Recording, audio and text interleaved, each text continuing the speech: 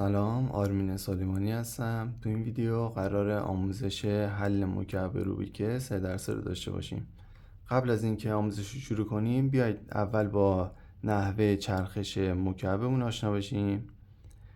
هر جهت مکعبمون با حروف انگلیسی که به صورت مخفف هستش نامگذاری شده. یعنی سمت راستمون آر نام داره که همون رایت هستش.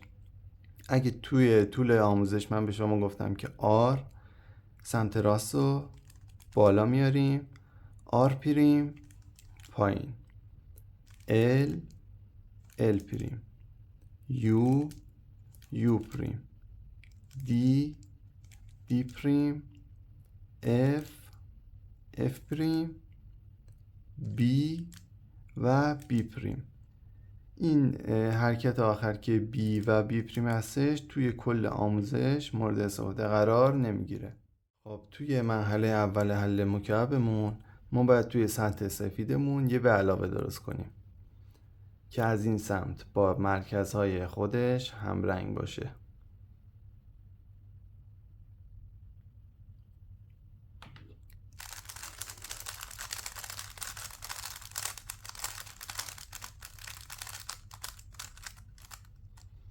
خب برای این کار ما مرکز سفیدمون رو بالا قرار میدیم، بین مهرهای وسطی چه ردیف بالا چه ردیف پایین مهرهای وسطی دنبال رنگ سفید میگردیم. الان من روی ردیف بالا مهره سفید نارنجی دارم، مرکز نارنجیمو پیدا میکنم، مهره رو میچرخونم روی مرکز خودش میارم. حالا توی ردیف پایینم نگاه میکنم ببینم که مهره سفید دارم یا ندارم.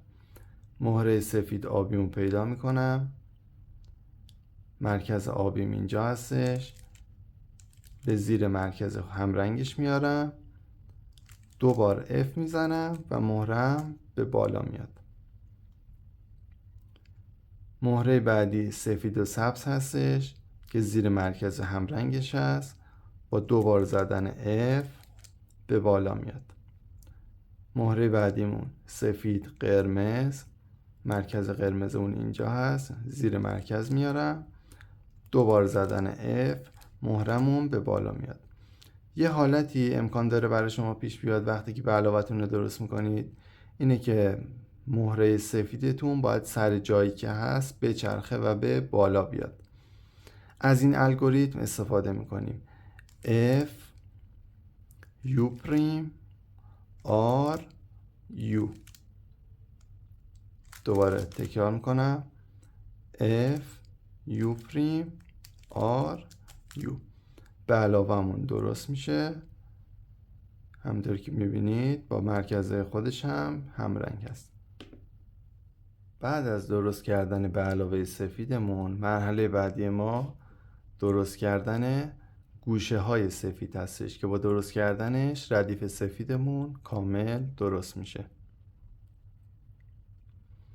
برای این کار توی ردیف پایینمون این بار بین مهرهای گوشه دنبال رنگ سفید میگردیم. الان من اینجا مهره سفید رو دارم، رنگ های دیگهش نارنجی و آبی هستش.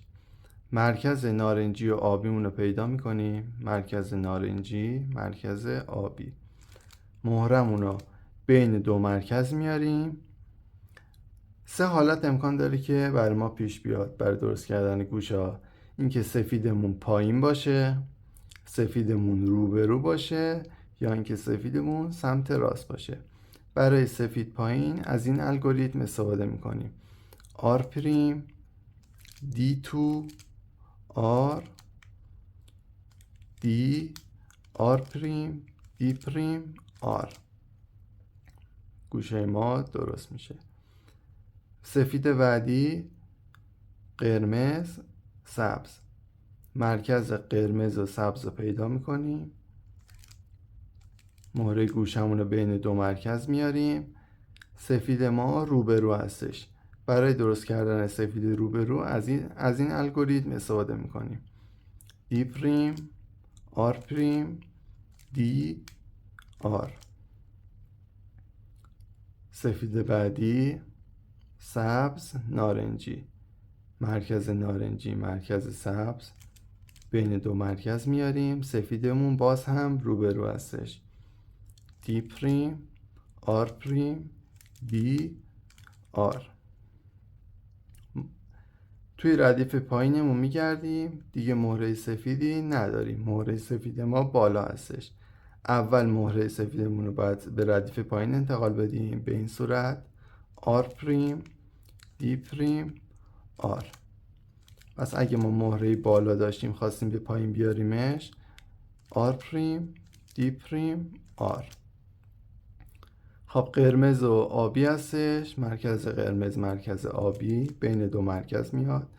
سفید ما سمت راست هستش، برای درست کردن سفید سمت راست از این الگوریتم استفاده میکنیم. آر پریم دی پریم آر. ردیف سفیدمون کامل درست میشه. خب بعد از اینکه ردیف اول و سفیدمون رو درست کردیم، توی مرحله بعدی باید ردیف دوم مکعبمون رو درست کنیم به این صورت. برای این کار مکعبمون رو کامل میچرخونیم، سفید پایین قرار میدیم، زرد بالا. توی مهره‌های وسط ردیف بالامون این بار دنبال مهره‌ای میگردیم که رنگ زرد ندارن. برای مثال این مهره رنگ زرد نداره، آبی و نارنجی هستش. رنگی که روبرو همیشه هست و روی مرکز خودش میبریم. الان برای من نارنجی هستش، روی مرکز نارنجی میبرم. توی این مرحله دو حالت وجود داره، یا این مهره من باید سمت چپ بیاد یا سمت راست. رنگاشو نگاه میکنیم، نارنجی و آبی. خب نارنجی که اینجا هست، مرکز آبی من سمت راسته، پس این مهره باید به سمت راست انتقال پیدا کنه. برای انتقال به سمت راست از این الگوریتم استفاده میکنیم. یو آر یو پریم آر پریم یو پریم اف پریم یو اف. مهره بعدیمون قرمز آبی است که سر جای خودش هم هست. مرکز قرمزمون سمت راسته، پس این مهره هم باید سمت راست بیاد. یو آر یو پریم آر پریم یو پریم اف پریم یو اف. رنگ بعدی ما قرمز و سبز هستش. رنگ روبرمون سبزه، روی مرکز سبزم هست. مرکز قرمز ما این بار سمت چپه. برای انتقال مهرمون به سمت چپ از این الگوریتم استفاده میکنیم که قرینه اون یکی الگوریتم هستش. یو پریم ال پریم یو ال یو اف یو پریم اف پریم. یه موقعیت خاصی هم امکان داره موقع درست کردن ردیف دوممون بر ما پیش بیاد، این که ما توی سطح بالای روبیکمون بین مهره‌های وسطی فقط مهره‌هامون رنگ زرد داشته باشن و بقیه رنگامون توی ردیف دوم سر جای اشتباه خودشون قرار گرفته باشن. برای این کارم از همون الگوریتم چپ و راست میتونیم استفاده کنیم. اگه روبیک رو به این صورت سمتمون بگیریم و بخوایم این مهره رو به ردیف بالا بیاریم، از الگوریتم سمت راست استفاده میکنیم که مهره قرمز و زردمون میاد اینجا و مهره مورد نظرمون به ردیف بالا میاد.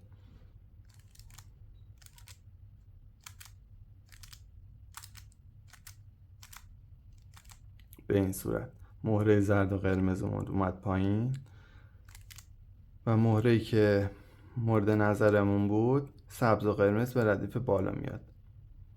و درست کردنش هم دوباره همون رنگی که روبرو رو روی مرکزش میبریم، باید بیاد سمت راست، الگوریتم سمت راست رو میزنیم. مهره بعدیمون به همین صورت. مرحله بعدی ما بعد از درست کردن ردیف دوم، درست کردن یک به علاوه زرد رنگ هستش. 4 تا حالت امکان داره بعد از اینکه ما ردیف دوممون رو درست کنیم برای سطح زرد ما پیش بیاد. یکی اینکه نقطه باشه با مهرهای گوشه هیچ کاری نداریم، فقط وسط و مهرهای وسطی و مرکز. امکان داره نقطه بر ما بیفته، امکان داره این شکل بیفته که ال برعکس هستش، اگه این ال انگلیسی باشه به صورت برعکس، یا اینکه خط باشه، خط زرد داشته باشیم، یا به علاوه‌مون به صورت اتفاقی خودش درست شده باشه. یه الگوریتم ثابت داریم که اگه نقطه افتاده باشه فرقی نمیکنه چه طرفی روبیکو بگیریم الگوریتم اجرا کنیم. الگوریتممون اینه F R U R پریم U پریم F پریم. بعد از زدن این حرکت روی نقطه ال برعکس بر ما پیش میاد، حتما به این صورت روبیکو سمتمون میگیریم و الگوریتم رو اجرا میکنیم، خط میشه. یک بار دیگه اگه ما الگوریتم اجرا کنیم به علاوه درست میشه. به این صورت اشتباه هستش، خطمون حتما باید به این شکل باشه F R U R پریم U پریم F پریم، به علاوه‌مون درست میشه. توی مرحله بعدی بعد از اینکه به علاوه زردمون رو درست کردیم، باید به علاوه زردمون رو با مرکزاش یکی کنیم، مثل کاری که با به علاوه زرد کردیم. برای این کار ردیف بالامون رو میچرخونیم، نگاه میکنیم ببینیم که دو تا مرکز همرنگ کنار هم درست شده داریم یا نداریم. یک بار دیگه میچرخونیم، نگاه میکنیم سبزمون درسته، قرمزمون درسته، دو تا درست کنار هم دیگه داریم. یکیشو سمت راستمون قرار میدیم، یکیشو پشت و از این الگوریتم استفاده میکنیم R U R پریم U R U2 R پریم و یه دونه یو هم در آخر میزنیم. مرکزامون همرنگ شد. حالا اگه ما دو تا مرکز همرنگ کنار هم نداشتیم باید چیکار کنیم؟ میچرخونیم ببینیم که همرنگ داریم یا نداریم. ببینید هر چقدر میچرخونیم دو تا کنار هم نداریم. فرقی نمیکنه، یکی از مهره‌های وسطمون رو روی مرکز خودش میاریم و الگوریتممون رو انجام میدیم، همون الگوریتمی که بهتون گفتم. این الگوریتم چیکار میکنه؟ این مهره وسط رو ثابت نگه میداره، سه مهره دیگر رو به این صورت جابجا میکنه. یعنی الان قرمز و زرد من میاد سمت راست، زرد و نارنجی میاد بالا، زرد و سبز میاد سمت چپ. پس اینو ثابت نگه میداره و به این صورت سه تای دیگه جابجا میشن. R U R پریم U R U2 R پریم. آبیمون که ثابت بود، قرمزمون هم درست شد، دو تا کنار هم الان داریم درست شده. یکیشو سمت راستمون قرار میدیم، یکیشو پشت R U R پریم U R U2 R پریم و یک یو هم در آخر میزنیم. خب توی مرحله بعدی ما باید مهرهای گوشمون و گوشه زردمون رو سر جای درست خودش ببریم. یعنی چی؟ یعنی اگه مرکز من اینجا نارنجیه اینجا آبیه، مهره‌ای که بین این دوتا قرار میگیره باید رنگ زرد، آبی و نارنجی باشه. مرکز نارنجی آبی، مهره گوشم هم آبی و نارنجی داره. توی بقیه گوشا هم باید همین اتفاق انجام بشه. روبیکمون رو نگاه میکنیم، اگر یه دونه مهره درست داشتیم مثل این سر جای درست خودش باشه، به این صورت دستمون میگیریم روبرو سمت راست. الگوریتمی که برای این کار وجود داره جابجاییش به این صورته، این مهره رو ثابت نگه میداره، سه مهره دیگر رو به این صورت جابجا میکنه. یعنی این مهره میاد اینجا، این میاد اینجا و این مهره میاد پایین.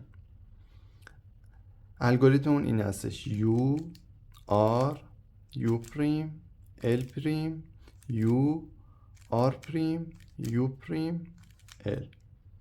این مهرمون که درست سر جاش بود، مهرهای دیگه مونم بین مرکزهای درست خودش قرار گرفته.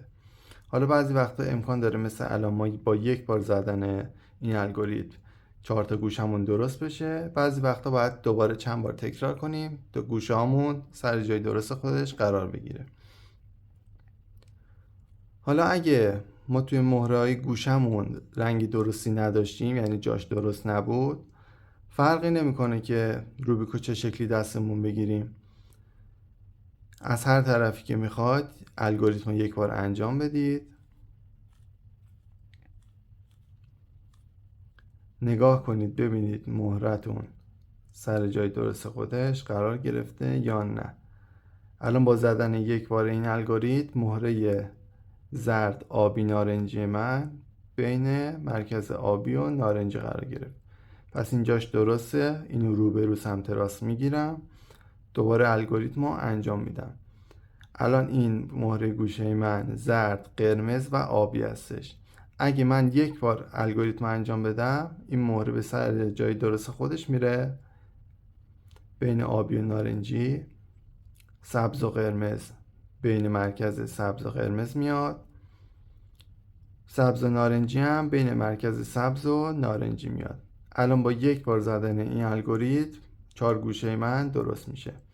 U R U پریم L پریم U R پریم U پریم L. 4 گوشه من سر جای درست خودش قرار گرفت. خب مرحله بعدی که مرحله نهایی حل روبیکمون هست، درست کردن گوشه زردمون به این صورت که زردمون به بالا انتقال پیدا کنه. این مهرمون که درست هستش، گوشه رو که میخوایم درست کنیم روبرو سمت راست میگیریم. یه الگوریتم ثابت داریم، امکان داره که با زدن یک بار اون زردمون بیاد بالا و یا اینکه نیاز باشه بستگی به موقعیت مهرمون چند بار تکرارش کنیم. الان من میخوام این زرد و گوشه زرد رو بیارم بالا. الگوریتم اون این هستش R پریم D پریم R D. این الگوریتممونه. حالا باید چند بار تکرارش کنیم. R پریم D پریم R D. دوباره تکرار میکنم. R پریم D پریم R. زردمون اومد بالا. حتما اون دی آخرش انجام بدید، فراموش نکنید. نگاه به ظاهر مکعب هم نکنید. وقتی 4 گوشه رو انجام بدید کلش درست میشه. برای گوشه بعدی بدون اینکه روبیکو بچرخونید، همونطوری که دستتون گرفته بودید یه دونه یو پریم میزنید، گوشه بعدی دوباره تکرار میکنید.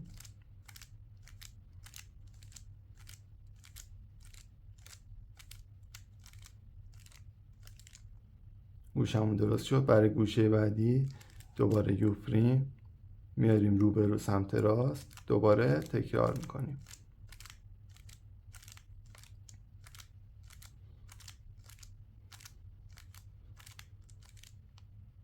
و در آخر روبیکمون به طور کامل درست میشه. این روبیکم درست میکنیم با هم دیگه. میخوام الان این گوشه رو درست کنم، روبرو سمت راست هم میگیرم به همین صورت. R پریم D پریم R D R پریم D پریم R D. فقط 2 بار نیاز بود برای درست کردن این گوشه الگوریتم رو اجرا کنیم.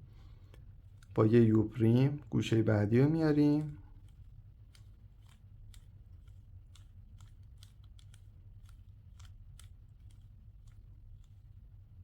گوشه بعدی،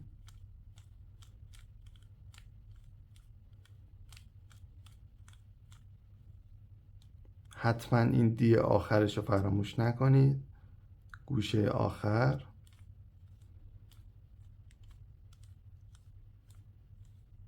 و روبیکمون درست میشه. حتما نکات گفته شده توی هر مرحله رو یادداشت کنید. اگه احساس میکنید جایی از ویدیو رو متوجه نشدید به عقب برگردونید، دوباره ببینید و تمرین کنید. ویدیو رو لایک کنید. اگه سوالی داشتید پیج اینستاگرام من روی صفحه میاد، سوالتون رو بپرسید، حتما راهنماییتون میکنم.